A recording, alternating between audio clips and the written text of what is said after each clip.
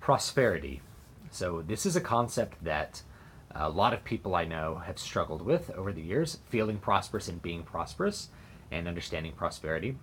So I wanted to take a minute here on Easter and just talk about what prosperity means to me, my viewpoint on it, and what I call the prosperity mindset.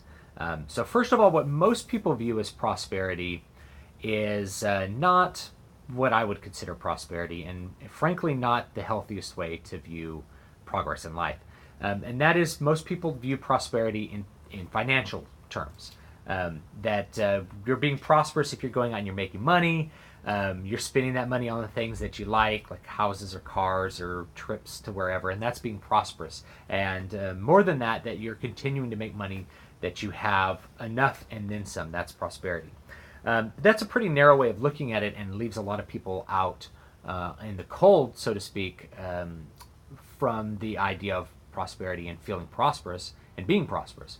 If you imagine a stay-at-home mom is like the opposite of that, right? She's producing no income, and she's not using any income to buy things. Or she might produce some income, but for the most part, if we just imagine somebody who's not working, right? Is she incapable of being prosperous? Well, no. It's just a different kind of prosperity. The prosperity of being a stay-at-home mom would be raising healthy, well-adjusted children that are themselves moving forward and progressing and learning and growing and getting better at all the things that kids get better at all the time, sometimes automatically, learning to talk and those sorts of things. The prosperity of keeping an orderly house and increasing the order of that house and the beauty of that house, that's part of prosperity, and shouldn't be overlooked. That doesn't involve the acquisition of money at all, but it does involve progress, and that's what I really want to get to when it comes to what I call the prosperity mindset.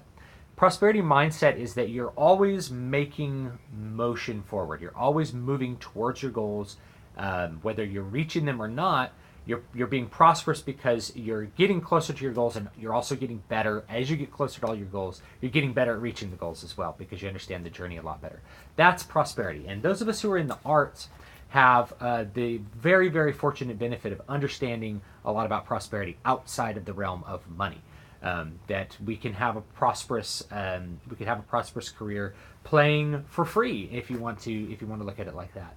That the end goal is to produce a really good product that people enjoy, and you're able to do that, then you're being prosperous, even if you're not making as much money as the guy down the road. And similarly, I think artists can fall into the money trap with that and look at whatever they happen to be doing artistically, and look at the money they're making and compare it to their friend and say like, okay, well, I music is stupid and I should get out of it. I can't be prosperous in it. And that's not necessarily the best way of looking at it, because if you're achieving your goals and you're meaningfully moving towards those goals, there should be a sense of progress and prosperity in your life, whether or not you're making some nominal amount of money compared to another person. So I think people get way too focused on the material aspects of life when it comes to pursuing your goals and pursuing your own interests. Likewise, I think there's also an element to this when you hear certain libertarians talk about people being free to pursue their own interests, like Milton Friedman. He would often say that people should be free to pursue their own interests. And people see that and they're like, well, people should be free to be greedy. It's like, no. It's pursuing your interests, whether that involves money or not. If somebody goes into the clergy and is a priest, they could be extremely prosperous and have nothing and like own no objects. They're prosperous in a spiritual sense. They're moving forward in their spiritual journey, and that's important too, and that is prosperity to them.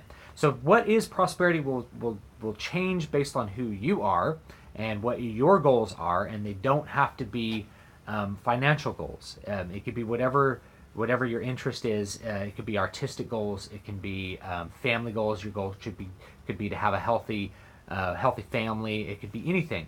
But that's where you're going to find the prosperity, is in the movement towards the ultimate improvement over time towards whatever your goals are and beyond them, and into the next goals, into the next set of goals. That's what prosperity really is. And it's the way that I view it, and it's the way that I think the mindset should really come into play. Now I'd like to say one more little thing about being market facing. So how do you achieve prosperity? I'm going to give you a big general piece of advice for how you achieve prosperity, almost regardless of whatever path you're looking to go down. And the way that you achieve prosperity is not through greed or selfishness. And I know there's a lot of libertarians that watch this channel and they could be like, wait a minute, I keep thinking selfishness is a virtue. It's not through greed or selfishness. It's through recognizing and serving other people's needs. That is the path to prosperity for most people. And if you're questioning that, and let me give you a couple of examples. So if you're a businessman, you don't make a dime by being greedy. No one ever made any money by being greedy. You make money by serving other people's needs, whatever those needs happen to be. If you are running a business that sells cars, you're selling to other people transportation. They have a need for transportation. You're providing for that need, and in the return, you get a financial reward for that, right? Other things you're providing for a need, you may get a spiritual reward. If you are going out and you're giving food to the hungry or food to the homeless, and you go home and you feel good about that, and maybe you create an organization that's designed to better serve the needs of homeless people. There's no financial reward in that really, but the rewards are spiritual, and the growth of the rewards are spiritual over time, and that's where that prosperity really comes into play. So whether you're doing a business or you're doing something that's completely not a business, the approach is the same, which is serving other people's needs. For artists too, I think the big path to prosperity is serving other people's needs rather than just your own needs.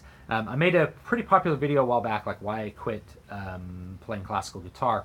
And in it, I talked about being market facing, right? And then I got very, very tired of doing what the market wanted me to do, and I wanted to do something different.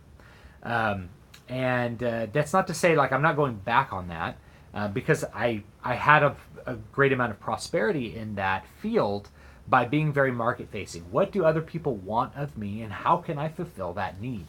But after a while as an artist, sometimes you want something different. And so sometimes you want to find a different set of needs that you can fulfill because it's more important to you. And there's always like a balance point, right? It's never a think only of other people's needs and never of your needs. Otherwise, the guy who sells the car would give them away. It's about balancing your needs, your wants, your goals with other people's wants and needs and goals, and figuring out how to make those two work together, and finding all the trade-offs that are going to make you happy and satisfied and prosperous, growing with whatever your endeavor happens to be. So, for instance, if you're a writer, you can be completely like introverted, self-involved with whatever you're writing is. You can write a book that's entirely for you. You could write a book in Scottish Gaelic or something to satisfy your own needs. Now, the thing is that if you write a book in Gaelic, chances are very few people will read it. So are you achieving prosperity? Well, you're not serving the wants and needs of other people as much, and then you might feel a little bit upset that nobody wanted to read your book or nobody recognized its genius. Well, it was what you maybe wanted to read, but you're the one who wrote it. So you got to think about what other people want to read and figure out like, what do I like to write that other people want to read? And that's where you're gonna really find the meeting point. If you start entirely, sometimes it's really easy to be way too market focused, where you're thinking way too much about what other people need. And I think most of the time when people are too market focused is because they're thinking of that end goal. They're thinking of the money. They're thinking of buying the car, buying the house. They're not thinking about what need is there and how do I serve it. So if you think of an author and you're like, well, I really like writing fantasy, and there's this audience over here that really likes fantasy, so how can I make fantasy and tell them about it and create a satisfying narrative for these people, for this particular audience that maybe wants a story that I want to write. That's really where you kind of have to find that balance point and find all the trade-offs for what you're trying to do. And to me, that's how everybody should approach finding prosperity, is that it's for you and it's for the other person.